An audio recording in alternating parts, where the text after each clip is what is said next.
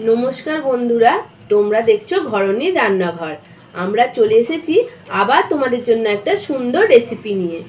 বর্তমানে যা গরম পড়েছে, আর এই গরমে আমাদের কিছু ঠান্ডার প্রয়োজন। তো আজকে আমরা তোমাদের জন্য একটা ঠান্ডার রেসিপি নিয়ে চলে এসেছি। হ্যাঁ বন্ধুরা, আজকে আমরা টক দই দিয়ে তোমাদের ঘোল বানিয়ে দেখাবো।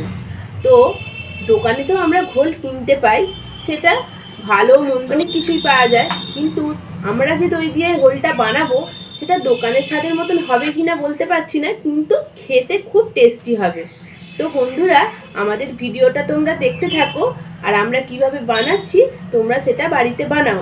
আর যদি ভালো লাগে অবশ্যই লাইক কমেন্ট শেয়ার করো, আর সাবস্ক্রাইব করতে কিন্তু ভুলো না। তো চলো তাহলে আমরা এবার রেসিপিটা স্টার্ট করি। আমি একটা জায়গা নিয়ে নিয়েছি, টক দই 250, এটা ঢেলে দিলাম। আমি দইটা এবার ফেটিয়ে নেব। দইটা আমরা যত ফাটাবো ঘোলটা তত সুন্দর খেতে হবে, টেস্টি হবে। আর দেখো দইটা আমাদের ফাটানো হয়ে গেছে। তো 100 চিনি নিয়েছি, পাউডার করে নিয়েছি, এটা আমি দিয়ে দেব। তো আমরা চিনিটাকে পাউডার করে নিয়ে এতে দিচ্ছি, তার কারণ ভালোভাবে যাতে দইয়ের সঙ্গে মিশে যায়। আর এতে গোটা গোটা দানা দানা চিনি দিলে কি হবে, ভালো করে মিশবে না। দেখো দইটা আমাদের ফাটানো হয়ে গেছে, চিনিটাও গুলে গেছে যেহেতু আমরা পাউডার করে রেখেছিলাম। আর এদিকে দেখো এখানে আমরা একটা বরফ নিয়েছি, আর তোমরাও দেখে বুঝতেই পারছো এটা আমরা বোতলে জমিয়ে রেখেছিলাম, ছোট 500 বোতলে।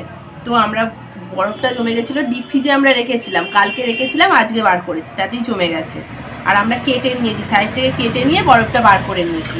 তো দেখো এটাকে আমরা এবারে ছোট ছোট টুকরো করে ভেঙে নেব। তো চলো আগে ভেঙে নিই। তো দেখো বন্ধুরা, আমরা বরফগুলোকে ছোট ছোট টুকরো করে কেটে নিয়েছি। আমি জল 1 গ্লাস দিয়ে দিলাম, দিয়ে এটাকে ভালো করে ফুটিয়ে নেব।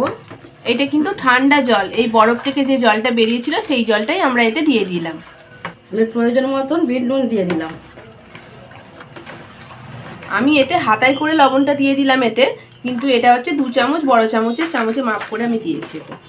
আর দেখো এখানে আমি লেবুটাকে 2 টুকরো করে কেটে নিয়েছি, এটাও আমি এর মধ্যে রসটা দিয়ে দেব। দানাগুলো কিন্তু বার করে নিতে হবে, বার করে নিয়ে রসটা ভালো করে নিগড়ে এতে দিয়ে দিতে হবে। তো এটা আমার দেয়া হয়ে গেছে, এবারে আমি এটাকে ভালো করে গুলে নিচ্ছি। দেখো এখানে আমি চীনা বাদাম নিয়েছিলাম, আর এটাকে আমি মিক্সিতে গুঁড়ো করে রেখেছি, এটা 25 আছে। তো এটা আমি এর মধ্যে দিয়ে দেব। তো এটা আমি ভালো করে গুলে নিচ্ছি।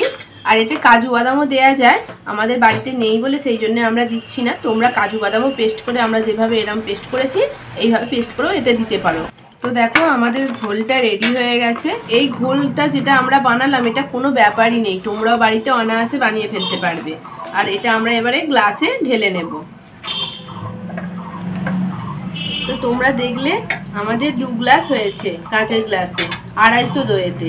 তো এর মধ্যে আমরা ছোট ছোট টুকরো বরফ দিয়ে দেব, যাতে এটা আরো ঠান্ডা হয়ে যায়। তো বন্ধুরা তোমরা দেখলে আমরা 2 থেকে 3 মিনিটের মধ্যে একদম ঘরোয়াভাবে ঘোলটা বানিয়ে ফেললাম। তোমরা বাড়িতে ট্রাই করো, আর যদি ভালো লাগে অবশ্যই লাইক কমেন্ট শেয়ার করো।